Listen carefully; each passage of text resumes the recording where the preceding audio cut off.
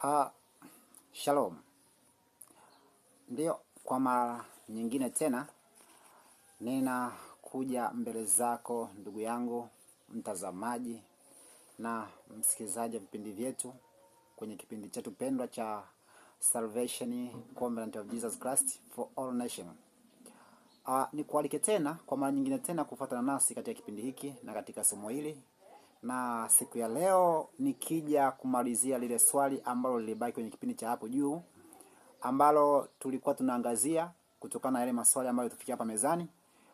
Tuliulizwa maswali mengi kadha wa kadha, na tunayo maswali mengi ambayo tutaenda kuyafanyia kazi. Lakini kwa jinsi tulivyoligusia lile swali ambalo lilikuwa kwenye kipindi kile ambacho kimetangulia hapo juu, ya kwamba tuliulizwa maswali, ikiwepo moja hapo la kwanza kabisa ambalo tuliliangazia ni kwamba kwa nini Mungu aliomba, na hilo swali tumeshalijibu kwenye episode hapo juu. Sasa swali lingine ilikuwa ni kwamba kwa nini Mungu alimuumba shetani, hali akijua kwamba shetani ni mharibifu wa kiwango hiki na msumbufu atakayeenda kusumbua viumbe vyake na watu wake, na yeye atapambana naye. Sasa watu wanauliza kwa nini Mungu aliumba, na watu wanajua kabisa ya kwamba Mungu anafahamu kila kitu na kila neno alilofanya Mungu anaelewa. Na sasa kama alikuwa anaelewa ya kwamba kiumbe hiki kitanisumbua, kwa nini aliamua kukiumba? Kwa nini Mungu amuumbe shetani?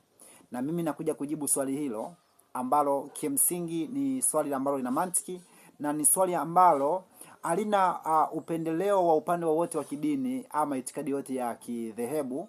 Ni swali ambalo mtu yeyote aliyeumbwa anaweza kujiuliza, ya kwamba hakuna asiyefahamu kwamba kuna uwepo wa Mungu na hakuna asiyefahamu ya kwamba kuna uwepo wa shetani.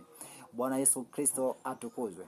Hivyo fuatana nami nikianzia hapo kuangazia swali hilo ambalo liulizwa na walio wengi wetu wakihitaji kupata majibu ya swali hilo. Naam, shetani ni shetani, na katika kazi ya Mungu ya uumbaji kuna vitu ambavyo Mungu hakuviumba.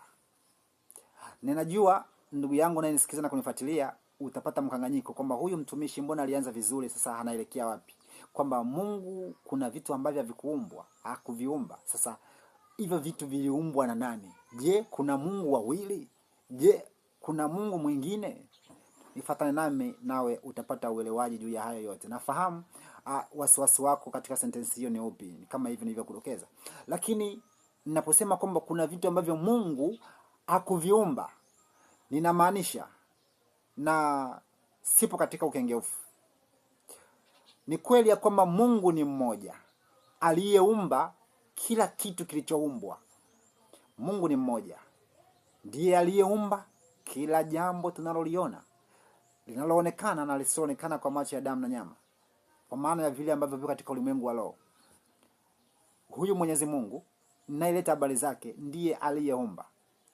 Lakini huyu Mungu kuna vitu ambavyo havikuumbwa na leo hii vipo na vinatokea na vinafanya kazi, lakini Mungu hajajihusisha kuviumba. Hapa sihitaji umtetee Mungu, maana hakuna mtu yeyote aliyekaa katika nafasi ya kumtetea Mungu. Mungu huwa anajitetea mwenyewe. Hata mimi nayesema kauli hiyo hapa nafahamu ya kwamba siwezi kumtetea Mungu. Hivyo lazima ni useme ukweli wa uhalisia wa Mungu vile jinsi alivyo. Na ndiyo maana ya kujibu maswali haya, kwa sababu utamtwika mizigo Mungu isiyomuhusu, isiyokuwa ya kwake. Viko vitu ambavyo Mungu hakuviumba. Mmojawapo ni uwepo wa shetani. Shetani hajaumbwa na Mungu. Iliko giza. Giza halijaumbwa na Mungu. Na nitakupa ufafanuzi wa kimaandiko, si kimafunuo tu, kwa sababu nikikuletea ufafanuzi wa kimafunuo peke yake inawezekana usinielewe, kwa sababu kama ni mafunuo nimepewa mimi, Bwana Yesu Kristo atukuzwe, na hajapewa mtu mwingine juu ya hayo. Lakini yale yaliyofunuliwa, yaliyokuwa yamefichwa, yamefunuliwa, na mengine mengi, na mengi yao yamewekwa katika uandishi, katika maandiko. Na wewe mtu wa maandiko itakuwa rahisi kupata kujua ya kwamba kitu kile ni hiki na hiki kimekaa hivi. Bwana Yesu Kristo atukuzwe. Ninaposema mfano, Unapoambiwa habari ya giza, nimekwambia habari ya giza kwamba ni kitu kimoja hapa ambacho Mungu hakukiumba. Basi giza limetokana na nini? Bwana Yesu Kristo atukuzwe. Tunaposoma kile kitabu cha Mwanzo, tukifungua Biblia, kitabu cha Mwanzo kabisa, ile sura ya kwanza, ule mstari wa kwanza, tutangazia kitabu cha kwanza mstari wa kwanza mpaka mstari wa Amen. Tunaposoma kile kitabu cha Mwanzo kabisa, sura ya kwanza mstari wa kwanza mpaka mstari wa 5, wa 4, wa 5. Bwana Yesu Kristo atukuzwe. Imeandikwa, hapo mwanzo Mungu aliziumba mbingu na nchi. Nchi ilikuwa ukiwa tena utupu, na giza lilikuwa juu ya uso wa vilindi vya maji. Roho ya Mungu ikatulia juu ya uso wa maji. Mungu akasema, iwe nuru, ikawa nuru. Mungu akaona nuru ni njema. Mungu akaitenga nuru na giza. Bwana Yesu Kristo atukuzwe. Sasa unaona maandiko haya yanatuonyesha tayari uwepo wa giza, ya kwamba Roho wa Mungu alitulia juu ya uso wa vilindi vya maji,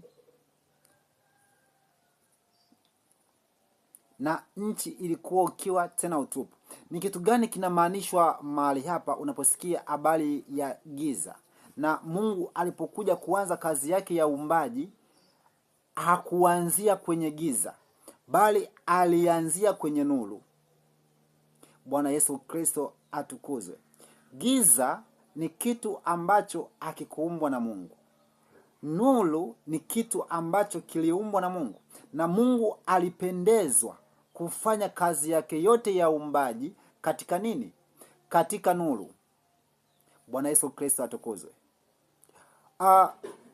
Uwepo wa giza ulimaanisha nini?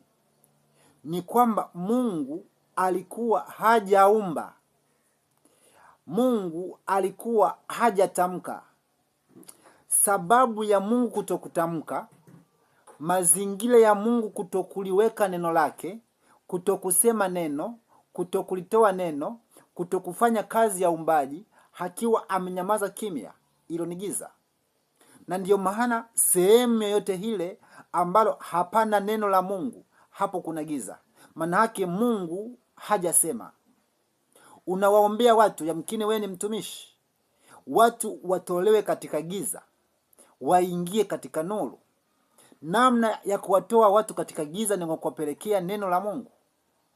Bwana Yesu Kristo atukuzwe. Maana yake unahitaji giza liondoke, bali watembelee nuru, na nuru ndilo neno la Mungu. Akasemaje? Iwe nuru. Na katikati ya nuru akacreate kila alichokiumba, kikaumbika katika nuru, kikadhihirika. Ndipo uwepo wa udhihiliko wa vyote vinavyoonekana vikapata kuonekana. Kwa sababu ya nini? Due to the presence of light. Bwana Yesu Kristo atukuzwe. Kwa hiyo giza Mungu hajaumba, bali giza limekuwepo kwa sababu ya ukimya wa Mungu. Ukimya wa Mungu ulipelekea uwepo wa giza, na Mungu alipoanza kuongea, giza likatoweka. Na Mungu akupendeza kukaa katika giza, maana akikaa katika giza hakuongea, na anahitaji kuumba. Sasa hatakaaja pasipo kuumba, akajitenga na giza, akaachilia nuru, na ndani ya nuru akaanza kucreate, kuumba kila kitu alichokiumba. We was created due to the presence of light from God. Without light, God never creates. God was there even if the darkness was there. The presence of the darkness is to the absence of the word of God. Any place where there is no word of God means there is the darkness. If you want